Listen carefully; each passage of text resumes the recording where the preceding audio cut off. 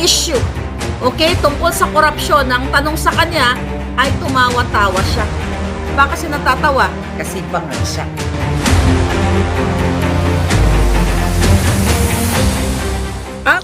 Ito ang wow trending. Marcos administration hindi na daw magtatagal. Mga miyembro ni Pastor Apollo C. Quiboloy na nawagan na mag-resign ka na Presidente Bongbong Marcos dahil sa lumalalang korupsyon ngayon sa gobyerno. Nawalan na rin ng gana ang mga tao kay BBM at ang mga dating taga-suporta ng mga Marcos unti-unti nang umaalis sa kadahilanan na nabudol sila sa matamis na pangako ni Kuting. Ang inaakala ng mga milyong-milyong taga-suporta ni Presidente Bongbong Marcos noon ay siya na ang sagot sa kahirapan ng Pilipinas, pero hindi pala, dahil isa siyang underdisaya ng kanyang asawa na nambudol din dahil ito palang si First Lady Liza Marcos ay hindi totoong abogado. Diyos mio, basa.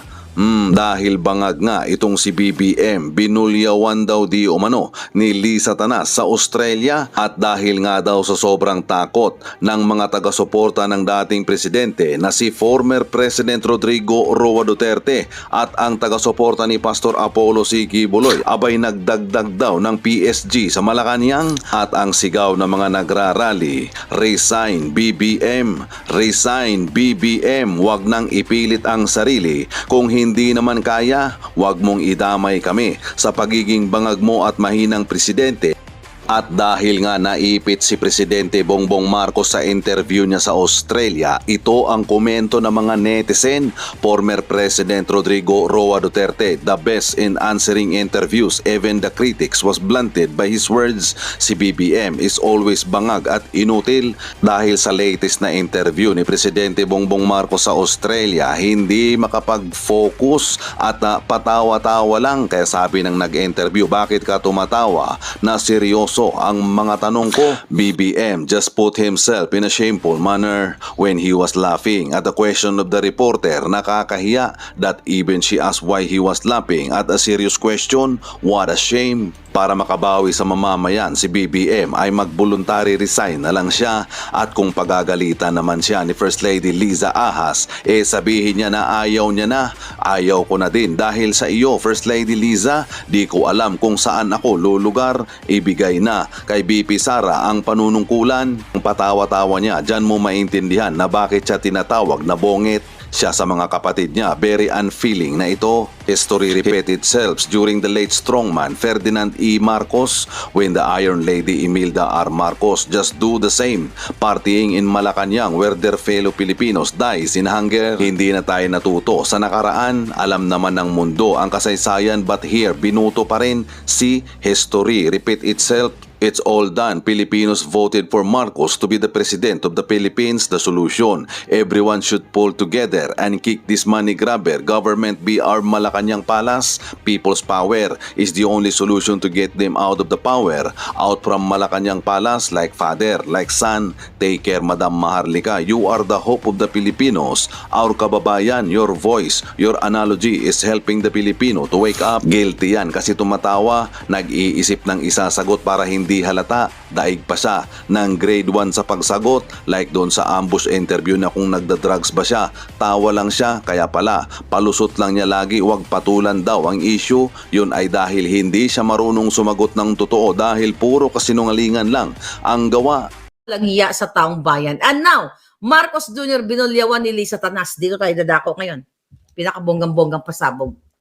So right after, nung interview niya, kay Sarah Ferguson ng ABC News, okay, ABC Australia, mga palangga. Napanood yun na ba? Na kung saan si Kuting ay tumawa. Na-topic natin kaninang umaga yan, o kahapon na pala. Na-topic natin na yung mga importanteng issue, okay, tungkol sa korupsyon. Ang tanong sa kanya ay tumawa-tawa siya. Bakit siya natatawa? Kasi bangag siya. I will play the video. Doon sa hindi ka, yung gusto nyong mapanood, yung view ko sa entire interview niya, panoorin nyo na lang po yung video natin dyan sa YouTube. Okay? Ayoko na ulitin yun para maikulalya pa ulit-ulit. Alright? So ito naman ang ipaparinig natin. Ito, mga kababayan. There is one series of questions that comes up in relation to your father's time, which is of course the question of corruption, which became wholly associated with the Philippines for a long period of time. I think contemporary court judgments acknowledge the atrocities that were committed, but also the plunder of the country's resources. Why wouldn't you want all of that money back in the hands of the Filipino people? Well, we the narrative. May I just ask you why that's funny? Where that? Why that's funny? I'm asking you a question about the plundering of large sums of money from the Filipino people. I'm saying that maintains that idea maintains. Okay. I take exception to many of the. Okay. Di ba tinanong siya, why is that funny? Bakit nakakatawa ba yun? Seryoso tungkol sa plunder pag nanakaw? Okay. Here's another video na may pattern. At tatalakayin natin to. Ito. Naalala nyo nung tinanong siya. Okay. Ito muna. Si Sarah Ferguson. Okay. Di ba? Nakita nyo naman. Narinig nyo naman. Ang tanong sa kanya ay seryoso, hindi naman nakakatawa, mga palangga. Pero ang sagot ni Kuting, patawa-tawa. Okay, anong ibig sabihin yan? Okay? Anong ibig sabihin yan? Ba't tumatawa siya? Ano ang nakakatawa doon? Now, here's another video. Categorically deny that you're involved in drugs para matapos lang. Okay, see that? May pattern. Bakit ka tumatawa?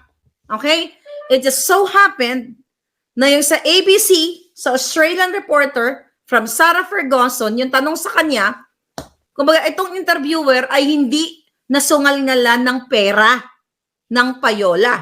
Kaya right there and then, tinanong si Kuting, di ba? Bakit nakakatawa ba yung tanong niya? Bakit nakakatawa ba na seryoso? At si Kuting ay nag-black out, di ba? Naging bangag. Okay?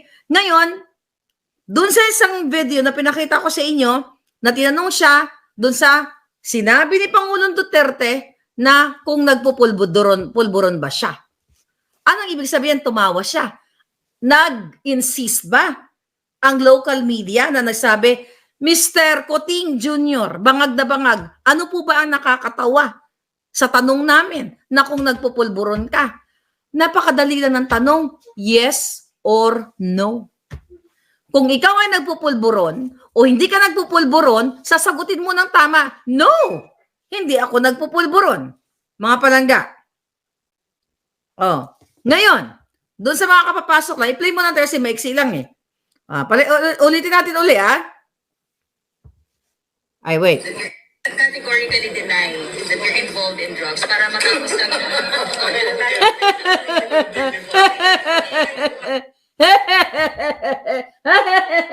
Bangag. Putang ina bangag niya. Ahas. Mga siraulo, mga hayop. Asan si Ahas? Binato ko na eh. Gumapang ng putang ina. Ano nila? Anay. Dali. O yan, ito. Si Ahas. O, di ba?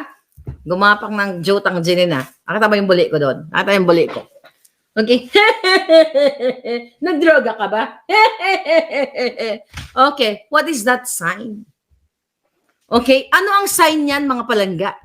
Kapag tinanong ka ng seryoso, anong ibig sabihin yan? Ibig sabihin, iniiwasan niya ang mga natawa si Lane. Ano, isa seryosong usapan?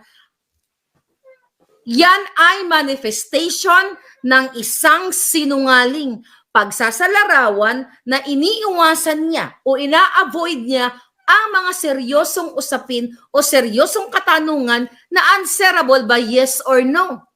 Kung ikaw ay hindi gumagawa ng kakapulburonan, alam mo yun, iniiwas mo yung subject, iniiwas mo yung tanong. So here's the thing, dahil sa kanyang kabangagan dun sa Ferguson, siya ay binulyawan ni Lisa Ahas Araneta Marcos.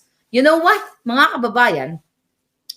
After that interview, not the one na yung luma, okay? That yung kagabi sa Australia, yung tinanong siya about the corruption and the plunderer, okay? Being plunder ng pamilya niya, binoljak siya ni Lisa Ahas Araneta Marcos sa harap mismo ng DFA Secretary Manalo. Okay? So anong sinya? Binulyawan siya. Anong sabi sa kanya? Pinag-aralan mo na yan. Nag-hire pa tayo ng trainer mo. Nag-rehearse ka na. Palpak ka pa rin. Yan. Okay? Ang sinabi, not exactly, pero yan po yung content ng sinabi ni Lisa Ahas Araneta Marcos, smugs, butod, mudlo, sa kanya, sa harap ng mga gabinete at ibang mga, iba doon puting ahas ko. Kaya natin nalaman, ang sabi kay Marcos Jr., nag-train ka na, nag-rehearse ka na, syungabels ka pa rin, bangag ka pa rin. In other words, ganon. So ano po ang pagsasalarawan dito? Ibig sabihin, sila ay parehong bangag. Kung nagkamali si Kuting dahil bangag na bangag, ba? Hindi mo siya dapat bubulyawan at gagawing parang na walang bayag. Another point. Ibig sabihin, ang Kuting na ito ay nuknukan ng kadyutang inihang kasinungalingan. Kasi you don't need rehearsals. Palangga, hindi mo kailangan mag-rehearse kung nagsasabi ka ng katotohanan. Okay? Alright.